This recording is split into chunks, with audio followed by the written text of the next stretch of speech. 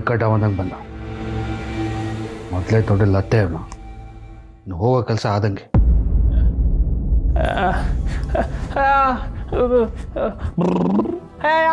ಏ ಯಾರಾದರೂ ಹೊರಗಡೆ ಹೋಗ್ಬೇಕಾದ್ರೆ ಹೀಗೆಲ್ಲ ಕೇಳ್ತಾರೇನೋ? ನೋಡು, ನಾನು ಮೊದಲೇ ಟೆನ್ಷನಲ್ಲಿದ್ದೀನಿ. ಸುಮ್ಮನೆ ಅಡ್ಡ ಬರಬೇಡ, ಗ್ರಾಚಾರ ಬಿಡಿಸ್ಬಿಡ್ತೀನಿ.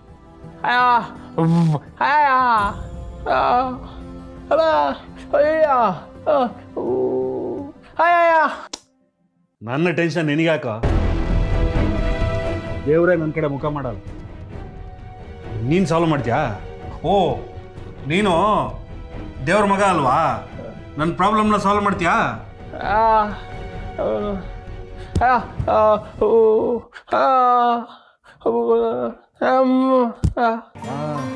ಅದೆಲ್ಲ ಕೇಳಕ್ಕೆ ಚೆನ್ನಾಗಿರುತ್ತೆ.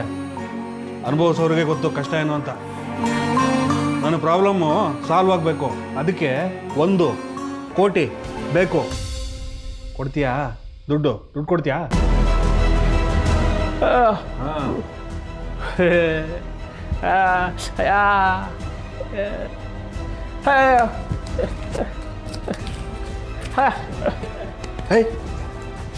ಈ ಚಿಲ್ಲರೆ ದುಡ್ಡು ತೊಗೊಳಕ್ಕೆ ನನ್ನ ಭಿಕ್ಷುಕ ಅನ್ಕೊಂಡ್ಯಾ?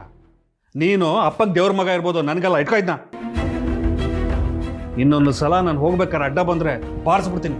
ಸರಿ ಆಯ್ತು.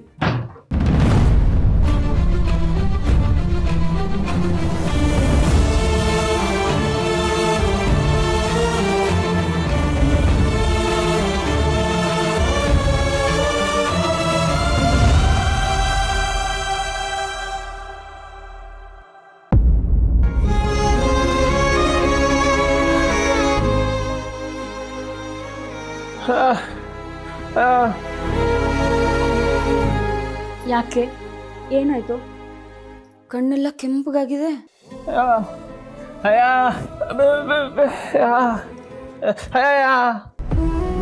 ವೆಂಕಿ, ನಿನ್ನ ನೋವನ್ನ ಅರ್ಥ ಮಾಡ್ಕೊಳ್ದೇ ಇರೋಷ್ಟು ದಡ್ಡಿ ನಾನಲ್ಲ. ಸಂತೋಷ್ ಭಾವ ಏನಾದ್ರು ಅಂದ್ರ?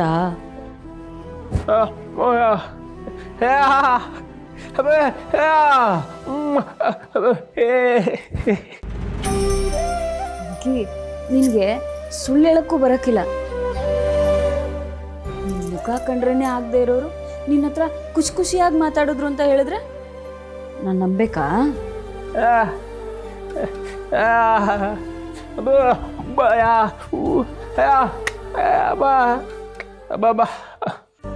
ನಾನು ತಲೆ ಕೆಡ್ಸ್ಕೊತೀನಿ. ಯಾರೋ ಹೊರ್ಗಿನವರು ನಿನ್ನ ಬಗ್ಗೆ ಕೆಟ್ಟದಾಗಿ ಮಾತಾಡಿದ್ರು ಅಂತ ಅವ್ರನ್ನೇ ಬಿಟ್ಟಿಲ್ಲ, ಸರಿಯಾಗಿ ಬೈದು ನಿನ್ನ ಕಾಪಾಡಿ. ಈಗ ನಿನ್ನ ನೋವನ್ನ ನಾನು ದೂರ ಮಾಡ್ತೀನಿ. ಸರಿಯಾಗಿರೋ ಟೈಮ್ ಬರಲಿ.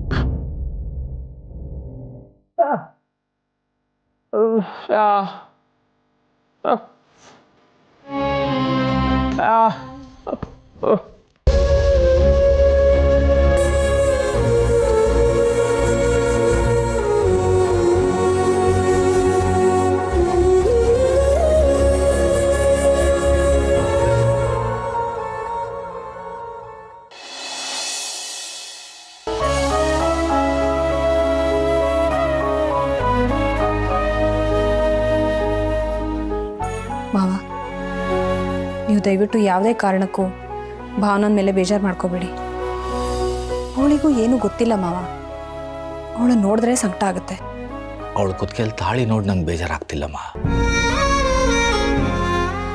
ಆದರೆ ಅದನ್ನು ಕಟ್ತವನು ಯಾರಂತಾನೆ ಗೊತ್ತಿಲ್ವಲ್ಲ.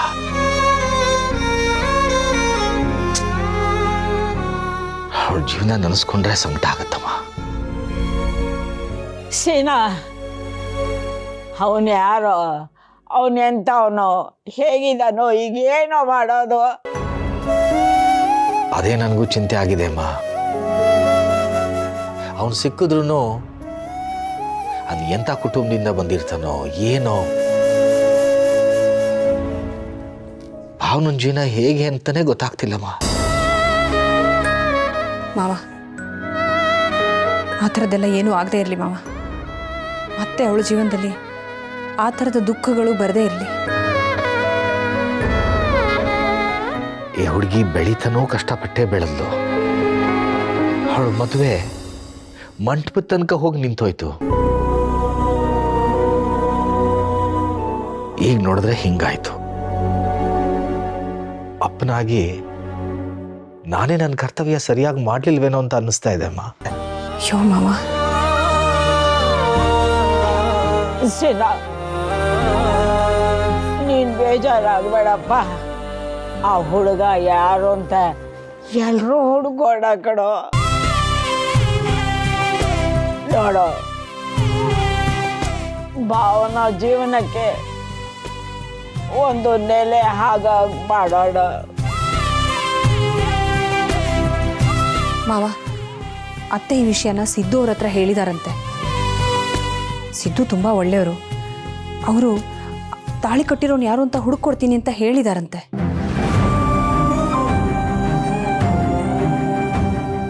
ಸಿದ್ದು ಒಳ್ಳೆ ಹುಡುಗ ವೀಣಾ, ತುಂಬ ಜನಸಂಪರ್ಕ ಇದೆ. ಅವನ ಮನಸ್ಸು ಮಾಡಿದ್ರೆ ಹುಡುಕ್ಬೋದು. ಯಾರು ಅಂತ ಸಿಕ್ಕಿದ್ರೆ ಸಾಕು.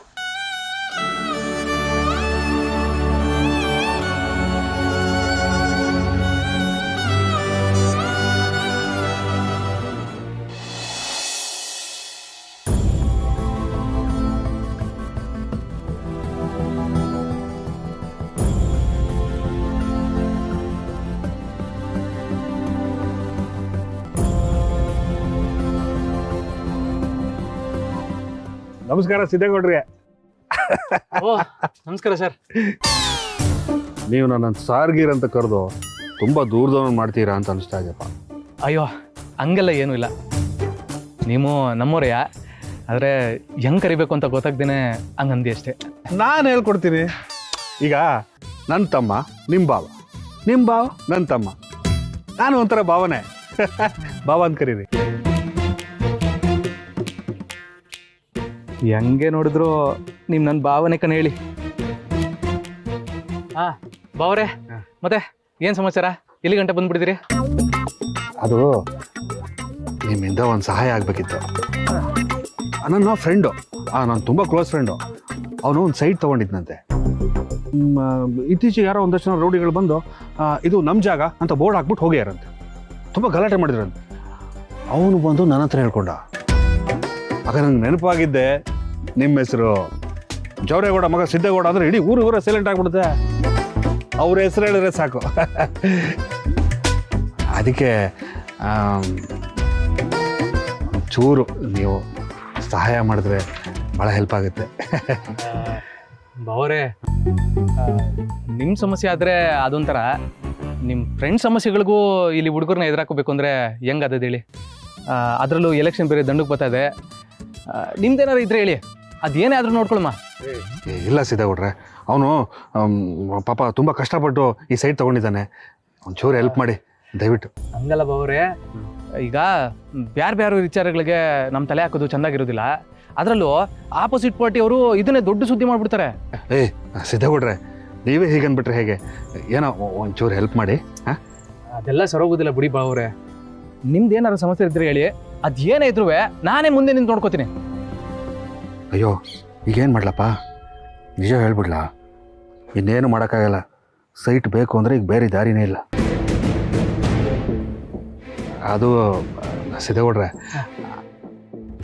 ಆ ಸೈಟು ನನ್ನ ಫ್ರೆಂಡ್ದಲ್ಲ, ನಂದೇ.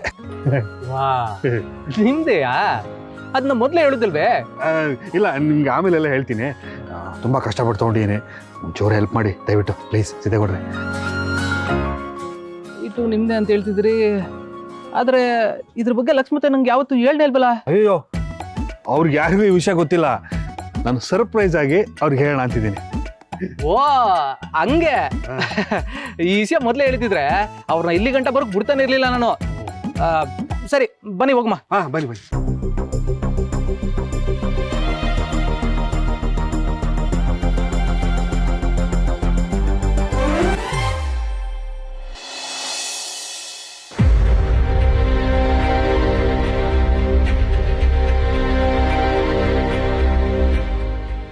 ಹೇಯ್, ಏನಣ್ಣ ಬರೋಕೆ ಹೇಳಿದ್ರೆ? ನೋಡ್ರಲ್ಲ, ಮೊದಲ ಬೋರ್ಡ್ನ ಕಿತ್ತು ಬಿಸಾಕಿ. ಇನ್ನು ಮುಂದೆ ಈ ಜಾಗ ಇವ್ರಿಗೆ ಸೇರಿರೋದು. ಅದೇ ಗಣ ಆಗುತ್ತೆ. ಇದು ನಮ್ಮ ನಿಂಗರಾಜ್ ಅಣ್ಣನ ಹೆಸರಲ್ಲಿ ಇದೆಯಲ್ಲ. ನೋಡ್ರಲ್ಲ, ಈ ಬ್ರೋಕರ್ ನನ್ನ ಮಕ್ಕಳು ದುಡ್ಡು ಮಾಡ್ಕೊಳ್ಳೋದಕ್ಕೋಸ್ಕರ ಒಂದೇ ಸೈಟ್ನ 4-5 ಜನಕ್ಕೆ ಮಾರ್ಬಿಟ್ಟು ಓಡೋಗಿರ್ತಾರೆ.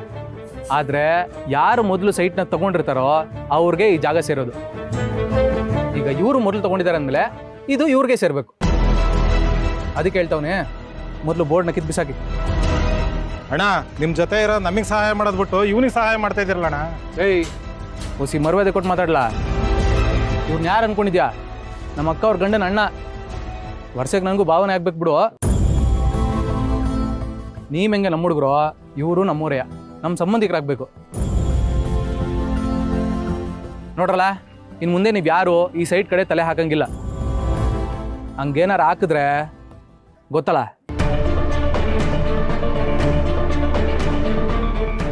ಇಲ್ಲ ಅಣ್ಣ, ನೀವು ಹೇಳಿದ್ಮೇಲೆ ಮುಗೀತು. Sorry sir.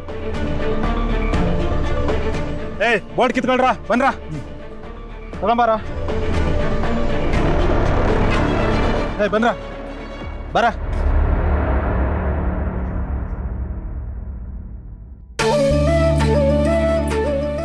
ಅಬ್ಬಾ ಭಾಳ ಉಪಕಾರ ಆಯ್ತು ಕೊಟ್ರೆ. ಸೈಟು ಮನೆ ಎಲ್ಲ ಹೋಗ್ಬಿಡ್ತು ಅಂದ್ಕೊಂಡೆ. ತುಂಬ ಸಹಾಯ ಆಯಿತು. ಅಯ್ಯಯ್ಯೋ, ಕೈಯೆಲ್ಲ ಮುಗಿಬೇಡಿ. ಈ ಸಿದ್ದೇಗೌಡ ಇರ್ಬೇಕಾದ್ರೆ ಯಾಕೆ ಭಯ ಪಡ್ತೀರಾ? ಈ ವಿಷಯ ನನಗೆ ಮುಂಚೆನೇ ಗೊತ್ತಿದ್ರೆ ಇವ್ರನ್ನೆಲ್ಲ ಇಲ್ಲಿ ಕಾಲ್ ಮಾಡ್ಕೋಕು ಬಿಡ್ತಿರ್ಲಿಲ್ಲ ನಾನು. ಈಗ ನಿಮ್ಗೆ ಖುಷಿ ತಾನೆ? ಖುಷಿನ ಹೋದ್ ಜೀವ ಬಂದಾಗಾಯ್ತು. ಈ ಸಹಾಯ ಮಾಡಿದ್ದಕ್ಕೆ ನಿಮಗೆ ದುಡ್ಡೇನಾದರೂ ಕೊಡ್ಬೇಕಾ? ಏನ್ ಬಾವ್ರೆ ಹಿಂಗೆಲ್ಲ ಮಾತಾಡ್ತೀರಾ? ನೀವು ನಮ್ಮ ಸಂಬಂಧಿಕರು ತಾನೆ. ಸಂಬಂಧಿಕರು ಅಂದಮೇಲೆ ವ್ಯವಹಾರ ಮಾಡೋಕ್ಕಾಯ್ತದಾ? ನನಗೆ ದುಡ್ಡು ಗಿಡ್ಡೆಲ್ಲ ಬೇಡ. ಆದಷ್ಟು ಬೇಗ ಮನೆ ಕಟ್ಸಿ ಗೃಹ ಪ್ರವೇಶ ಮಾಡಿ ನನ್ನ ಕರೆದು ಹೊಟ್ಟೆ ತುಂಬ ಊಟ ಹಾಕ್ಸಿ ಕಳಿಸಿ. ಖಂಡಿತ.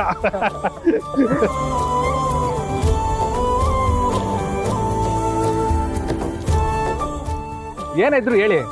ಸಿದ್ದೇಗೌಡ ಇದ್ದಾನೆ, ನೋಡ್ಕೊತಾನೆ. ಇಷ್ಟು ದಿನ ಹೇಗೋ ಕಷ್ಟಪಟ್ಟು ಬಡ್ಡಿ ದುಡ್ಡನ್ನ ಕಟ್ತಾ ಇದ್ದೆ. ಬೇಬಿಗೆ ಗೊತ್ತಾಗ್ದಿರೋ ಹಾಗೆ ಮ್ಯಾನೇಜ್ ಕೂಡ ಮಾಡಿದೆ. ಈಗ ಕೈಯಲ್ಲಿ ಬೇರೆ ಕಾಸಿಲ್ಲ, ಹೇಗಪ್ಪ ಬಡ್ಡಿ ದುಡ್ಡು ಕಟ್ಟೋದು?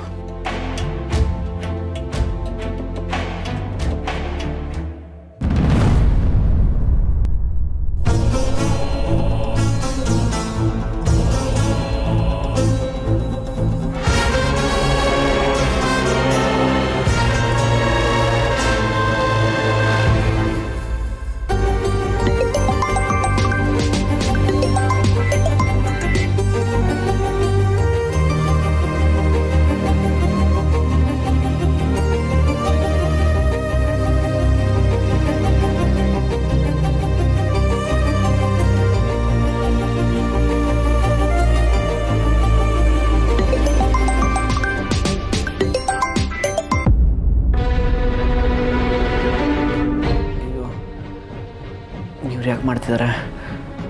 ಏನು ಹೇಳೋದು ಇವ್ರಿಗೆ? ಹಲೋ, ಹಾಂ ಸರ್. ಏನೋ ಫೋನ್ ತೆಗೆದ್ರೆ ಏನು ಹೇಳಬೇಕು ಅಂತ ರಿಸೀವ್ ಮಾಡ್ತಾ ಇಲ್ವಾ? ಹಾಗೇನಿಲ್ಲ ಸರ್, ಅದು ತಿಂಡಿ ತಿಂತಾ ಇದ್ದೆ. ತಿಂದಾದ್ಮೇಲೆ ನಾನೇ ಮಾಡೋಣ ಅಂತ ಸುಮ್ಮನೆ ಅದೇ. ನೀನು ತಿಂಡಿ ಊಟ ಮಾಡ್ಕೊಂಡು ಆರಾಮಾಗಿರೋ. ನಾನು ದುಡ್ಡು ಕೊಟ್ಟು ನಿನ್ನ ಮನೆ ಬಾಗಲೇ ಅಲಿತಾ ಇರ್ತೀನಿ. ಅಯ್ಯೋ, ಹಾಗೆಲ್ಲ ಹೇಳ್ಬಿಡಿ ಸರ್. ಎಲ್ಲೋಡೋಗ್ತೀನಿ? ದುಡ್ಡು ಕೊಟ್ಟೇ ಕೊಡ್ತೀನಲ್ವಾ, ಎಲ್ಲೋಗ್ತೀನಿ ಹೇಳಿ? ನೋಡಪ್ಪ, ದುಡ್ಡು ಕೊಡ್ತೀನಿ ಅಂತ ಕಾಗೆ ಆರಿಸ್ತಿದೀಯ ಹೊರತು ದುಡ್ಡು ಕೊಡ್ತಾ ಇಲ್ಲ. ಅದಕ್ಕೆ ನೀನು ನುಡುಕೊಂಡು ನಿನ್ನ ಮನೆ ಬಾಗಿಲಿಗೆ ಬಂದಿದ್ದೀನಿ. ಈಗ ನೀನು ಹೊರಗೆ ಬರದೇ ಹೋದರೆ ನಾನು ಒಳಗೆ ಬರ್ತೀನಿ.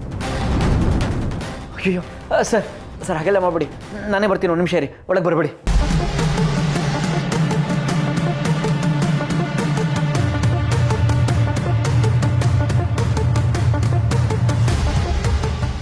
ಏಯ್ ಸರ್ ಬನ್ನಿ ಬನ್ನಿ.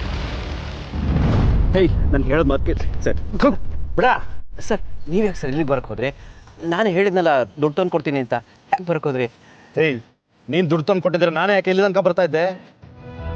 ನಿನ್ನಂಥ ಗಿರಾಕಿನ ನನ್ನ ಜೀವಮಾನದಲ್ಲೇ ನೋಡಿಲ್ಲ ಸರ್. ಏಯ್, ನಾನೇ ದೊಡ್ಡ ದಗಲ್ಬಾಜಿ ಅಂದರೆ ನೀನು ನನಗಿಂತ ದೊಡ್ಡ ದಗಲ್ಬಾಜಿ ಅಲ್ಲಯ್ಯ? ಅಯ್ಯೋ ಸರ್, ಹಾಗೆಲ್ಲ ಹೇಳ್ಬಿಡಿ ಸರ್. ಅಲ್ಲ ಸರ್, ಯಾವುದೋ ಒಂದು ದುಡ್ಡು ಬರೋದಿತ್ತು, ಅದಕ್ಕೆ ಕಾಯ್ತಾ ಇದ್ದೆ. ತಂದು ಕೊಡ್ತೀನಿ ಅಂತ ಹೇಳಿದ್ನಲ್ಲ. ನಾನು ನೀನು ಸಿಕ್ಕಿದಾಗೆಲ್ಲ ಇದನ್ನ ಕೇಳಿ ಕೇಳಿ ಸಾಕಾಗೋಗಿದೆ ನನಗೆ. ಅದೆಲ್ಲ ನನಗೆ ಗೊತ್ತಿಲ್ಲ. ನನಗೆ ನನ್ನ ದುಡ್ಡು ಬೇಕಷ್ಟೇ. ಅಯ್ಯೋ ಸರ್, ಕೊಡ್ತೀನಿ ಅಂತ ಹೇಳ್ತಾ ಇದ್ದೀನಲ್ಲ. ನಿಂತ ಕಾಲ ಮೇಲೆ ಕೇಳಿದ್ರೆ ಎಲ್ಲಿಂದ ತರಲಿ ಹೇಳಿ? ಏಯ್ ನಾನು ಹಂಗೆ ತಾನೇ ಕೊಟ್ಟಿರೋದು.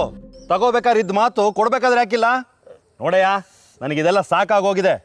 ಆ್ಯಕ್ಚುಲಿ ನಾನು ನಿಮ್ಮ ಮನೆ ಒಳಗಡೆ ಬರಬೇಕು ಅಂತ ಬರಲಿಲ್ಲ. ನಿಮ್ಮ ಮಾವನ ಹತ್ರ ಹೋಗ್ತಾ ಇದ್ದೀನಿ ಅಂತ ಹೇಳೋದಕ್ಕೆ ಬಂದೆ. Sir sir sir sir sir ದಯವಿಟ್ಟು ಸರ್ ನಿಮ್ಮ ತಮ್ಮ ಎಂತೈತೆ ಸರ್, ಪ್ಲೀಸ್ ಸರ್ ಹಾಗೆಲ್ಲ ಮಾಡಬೇಡಿ ಸರ್. ಅಲ್ಲ ಸರ್, ನಾನು ಬಡ್ಡಿಗೆ ದುಡ್ಡು ತೊಗೊಂಡಿನಿ ಅಂತ ಅವ್ರಿಗೆ ಗೊತ್ತಾದರೆ ನನ್ನ ಮರ್ಯಾದೆ ಹೋಗ್ಬಿಡುತ್ತೆ ಸರ್. ಪ್ಲೀಸ್ ಸರ್ ನಮ್ಮ ಮಾವನ ಕೇಳ್ಬಿಡಿ sir, please sir, please sir. ಏಯ್, ಮರ್ಯಾದೆ ಇರೋರು ಯಾರು ಇಂಥ ಕೆಲಸ ಮಾಡೋದಿಲ್ಲ.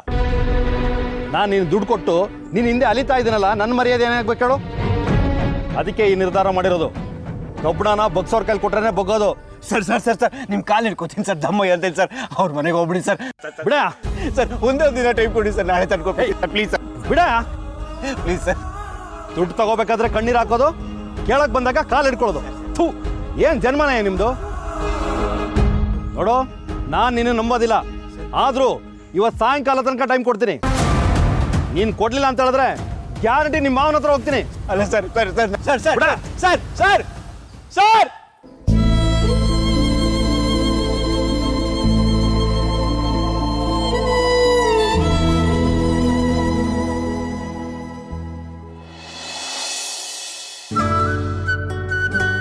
ವೀಣಾ, ಏಯ್ ವೀಣಾ, ಯಾಕ್ರಿ ಹಿಂಗೆ ಬಡ್ಕೋತೀರಾ? ಏನ್ರಿ? ವೀಣಾ ಬಿಡು ಬಿಡು, ಅದನ್ನ ಬದಿಗಿಡೆ, ಅದಕ್ಕೆ ಬದಿಗಿಡೆ ಮೊದಲು. ಏನ್ರಿ ಏನಾಯ್ತು? ಹೇಳ್ತೀನಿ ರೇ, ಮೊದಲು ಸ್ವೀಟ್ ತಿನ್ನು. ಯಾಕ್ರಿ ಯಾಕೆ ಸ್ವೀಟ್ ಕೊಟ್ಟಿದ್ದೀರಾ? ನೀನು ಹೇಳ್ದಾಗೆ ಸೈಟ್ ವಿಷಯನ ಸಿದ್ದು ಹೇಳಿದೆ, ಎಲ್ಲ ಕ್ಲಿಯರ್ ಮಾಡಿಸ್ಬಿಟ್ಟ ಕಡೆ. ಹೌದಾ? ನಾನು ಹೇಳ್ದೆ ತಾನೇ ನಿಮ್ಮ ಹತ್ರ ಹೋಗಿ ಸಿದ್ದು ಹತ್ರ ಮಾತಾಡಿ ಎಲ್ಲ ಸರಿ ಹೋಗುತ್ತೆ ಅಂತ. ನೀವೇ ಒಣ ಪ್ರತಿಷ್ಠೆ ತೋರಿಸ್ಕೊಂಡು ಕೂತಿದ್ರಿ. ನೀವು ನೋಡಿ ಎಲ್ಲ ಸರಿ ಹೋಯ್ತು ತಾನೆ. ಈ ಕೆಲಸ ಮೊದಲೇ ಮಾಡಿದರೆ ಇಷ್ಟು ದಿವಸ ನಿಮ್ಮ ಟೆನ್ಷನ್ ಇರ್ತಿರ್ಲಿಲ್ಲ. ಅಯ್ಯೋ, ಏನು ಗೊತ್ತಾನೆ, ಒಟ್ಟಿನಲ್ಲಿ ಪ್ರಾಬ್ಲಮ್ ಎಲ್ಲ ಸಾಲ್ವ್ ಆಯಿತು. ಇನ್ನು ಸೈಟು ನಮ್ದು ಕಡೆ.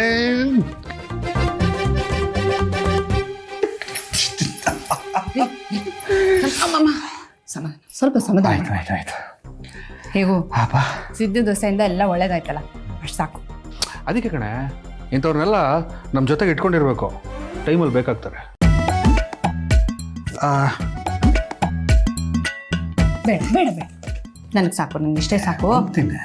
ಸಾಕು, ಕೊಡಿ, ನಾನು ಅತ್ತೆ ಕೊಟ್ಟು ಬರ್ತೀನಿ. ಏನು ನೀನು ಅಮ್ಮ ಯಾವ ಖುಷಿಗೆ ಸ್ವೀಟು ಅಂತ ಕೇಳಿದ್ರೆ ಏನು ಹೇಳ್ತೀಯ? ನನ್ನ ಗಂಡಗೆ ತುಂಬ ಒಳ್ಳೆ ಬುದ್ಧಿ ಬಂದ್ಬಿಟ್ಟಿದೆ ಅತ್ತೆ, ಅದಕ್ಕೆ ಸ್ವೀಟ್ ಕೊಡ್ತಿದ್ದೀನಿ ಅಂತ ಹೇಳ್ತೀನಿ. ಕೊಡ್ರಿ. ನಾನು ಕಿಂಡಲ್ ಮಾಡ್ತಿದ್ಯಾ? ಏನಿಲ್ಲ ಬಿಡಿ. ಇದೆ, ಇದೊಂದು ವಿಚಾರಕ್ಕೆ ನಿಮ್ಮನ್ನ ಕಂಡ್ರೆ ಇಷ್ಟ ಆಗಲ್ಲ ನನಗೆ. ಪರವಾಗಿಲ್ಲ, ನನ್ನ ಮಗ ಇದ್ರೆ ಕಳಿಸು, ಸ್ವೀಟ್ ಕೊಡ್ತೀನಿ. ಆಯಿತು.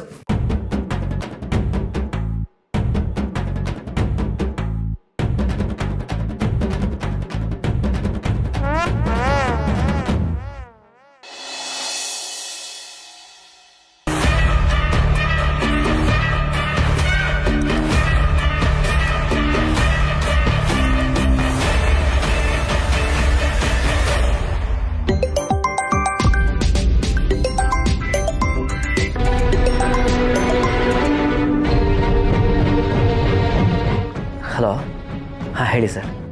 ಹೇಳೋದು ಕೇಳೋದು ಏನೂ ಇಲ್ಲ. ನಾನು ನಿಮ್ಮ ಮಾವನ ಮನೆ ಹತ್ರ ಬಂದಿದ್ದೀನಿ.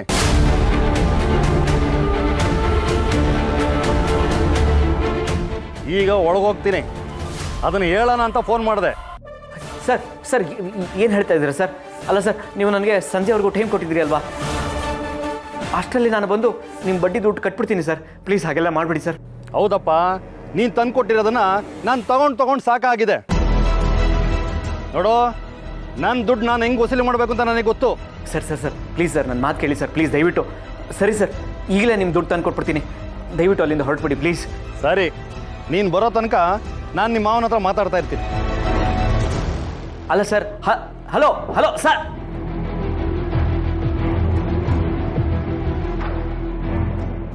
ಓಹೋ, ಏನು ವಿರೂಪಾಕ್ಷ ಅವರು ನಮ್ಮನೆ ಕಡೆ ಬಂದ್ಬಿಟ್ಟಿದ್ದೀರಾ? ಏನು ಸಮಾಚಾರ? ಅಪ್ಪಾಜಿ ತಾವು ಏನಾದ್ರು ಮಾತಾಡೋದಿತ್ತಾ? ಹೌದು ಸಿದ್ದೇಗೌಡ್ರೆ, ತುಂಬ ಮುಖ್ಯವಾದ ವಿಷಯ ಮಾತಾಡೋದಿತ್ತು. ಅಪ್ಪಾಜಿ ಅದೇನೋ ಪಾರ್ಟಿ ಮೀಟಿಂಗ್ ಐತೆ ಅಂತ ಬೆಳಿಗ್ಗೆ ಹೋಗವ್ರೆ. ಅದೇನು ವಿಷಯ ಅಂತ ನಂತವನ್ನ ಹೇಳಿ. ನಾನು ಯಾವನಿಗೊಬ್ಬನಿಗೆ ದುಡ್ಡು ಕೊಟ್ಬಿಟ್ಟು ಸಿಗಾಕೊಂಡ್ಬಿಟ್ಟಿದ್ದೀನಿ. ಅವನು ಬಡ್ಡಿನೂ ಕೊಡ್ತಾ ಇಲ್ಲ, ಅಸಲು ಕೊಡ್ತಾ ಇಲ್ಲ. ಅವನ ಹಿಂದೆ ಅಲ್ದು ಸಾಕಾಗೋಗಿದೆ. ಅದಕ್ಕೆ ನಿಮ್ಮ ಅಪ್ಪಾಜಿ ಹತ್ರ ಹೇಳೋಣ ಅಂತ ಬಂದೆ. ಎಲ್ರಿಗೂ ಚಳ್ಳೆಹಣ್ಣು ತಿನ್ಸೋ ನಿಮಗೆ ಒಬ್ಬ ಚಳ್ಳೆಹಣ್ಣು ತಿನ್ಸೋನೆ ಅಂದರೆ ನನಗೆ ನಂಬೋಕೆ ಆಯ್ತಿಲ್ಲ. ಆದರೂ ವ್ಯವಹಾರದಲ್ಲಿ ನೀವು ಹಿಂಗೆಲ್ಲ ಮಾಡ್ಕೊಳ್ದಿಲ್ವಲ್ಲ? ಅವ್ನು ಯಾರು ಅಂತ ತಿಳ್ಕೊಂಡೇನೆ ದುಡ್ಡು ಕೊಟ್ಬಿಟ್ರಾ? ಏನು ಮಾಡೋದು ಗೌಡ್ರೆ, ನಿಮ್ಮ ಅಪ್ಪಾಜಿ ಹೆಸರು ಹೇಳ್ದ ಅಂತೇಳಿ ದುಡ್ಡು ಕೊಟ್ಟು ಸಿಗಾಕೊಂಡ್ಬಿಟ್ಟಿದ್ದೀನಿ. ನಮ್ಮ ಅಪ್ಪಾಜಿ ಹೆಸರು ಹೇಳಿದ್ನ? ಯಾವನ್ರಿ ಅವನು? ಇನ್ಯಾರು ಗೌಡ್ರೆ, ನಿಮ್ಮ ಭಾವ. ಏನು ಹೇಳ್ತಿದ್ದೀರಾ ವಿರೂಪಾಕ್ಷ ಅವರೇ? ಹೌದು ಗೌಡ್ರೆ, ನಿಮ್ಮ ಅಕ್ಕನ ಗಂಡ ಹರೀಶನೇ ನನ್ನ ಹತ್ರ ದುಡ್ಡು ತೊಗೊಂಡು ಈ ಥರ ಆಟ ಆಡಿಸ್ತಾ ಇರೋದು. ನಿಮ್ಮ ಮನೆ ಅಳಿಯ ಅನ್ನೋ ಒಂದೇ ಒಂದು ನಂಬಿಕೆಯಿಂದ ಅವನಿಗೆ ದುಡ್ಡು ಕೊಟ್ಟು ಯಾಮಾರ್ಬಿಟ್ಟೆ. ಇನ್ನು ಸುಮ್ಮನೆ ಇದ್ರೆ ನನ್ನ ದುಡ್ಡು ತಿರುಪ್ತಿ ಉಂಡಿ ಸೇರ್ಕೊಳುತ್ತೆ ಅಂತ ತಿಳ್ಕೊಂಡು ನಿಮ್ಮ ಅಪ್ಪಾಜಿ ಹತ್ರ ಮಾತಾಡೋಣ ಅಂತ ಬಂದೆ ಗೌಡ್ರೆ.